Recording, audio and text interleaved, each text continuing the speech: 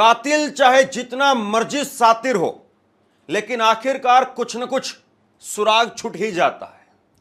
और 3 बड़े झूठ सोनम के निकल करके सामने आए हैं, जिसकी वजह से पुलिस का डंडा सोनम के सिर पर आकर के बजने लगा। 3 बड़े झूठ।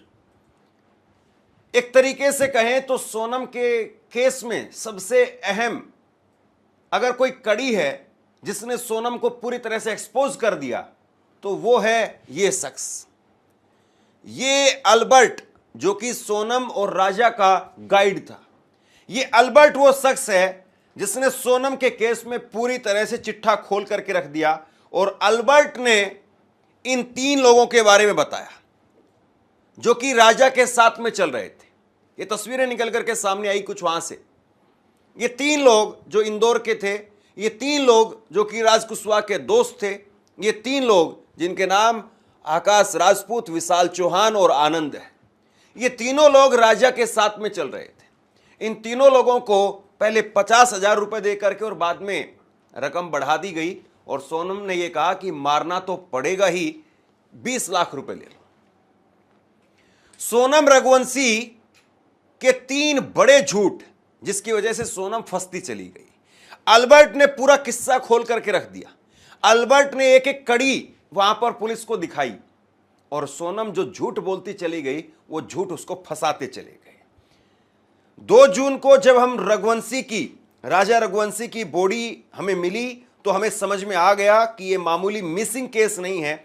इसके इन्वेस्टिगेशन के लिए हमें एसआईटी बनाई। हमारी अलग अलग टीमों ने अलग अलग सबूत इकट्ठा किए। इन सभी सबूतों को जोड़ने के बाद में हमने सोनम को इस केस की मुख्य आरोपी कहा। तो पुलिस, एक तरीके से मेघालय की पुलिस को इस बात के लिए सलाम करना चाहिए कि मेघालय की पुलिस, मेघालय में करीब 29 लाख की आबादी है, 11,000 वहां पर पुलिस फोर्स है, और वहां पर पुलिस ने जिस तरीके से इस पूरे केस को खोल करके रख दिया, यह बहुत बड़ी बात है। सबसे पहला झूठ जिसकी वजह से सोनम फंस गई, पहला झूठ सोनम ने बोला, राजा की हत्या के बाद में उसने सास को फोन किया, अपनी सास को फोन लगाया और झूठ कहा। 2 जून को राजा की लाश मिलने के बाद मेघालय पुलिस ने एसआईटी का गठन किया था। इन्वेस्टिगेशन टीम सोनम की तलाश कर रही थी। इस दौरान टीम को पता चला कि 23 मई को दोपहर 1:43 पर सोनम ने इंदौर में अपनी सास उमा रघुवंशी को फोन किया। सास ने सोनम से पूछा कि बेटा खाना खाया कि नहीं खाया, तो सोनम ने जवाब दिया कि मम्मी, मेरा उपवास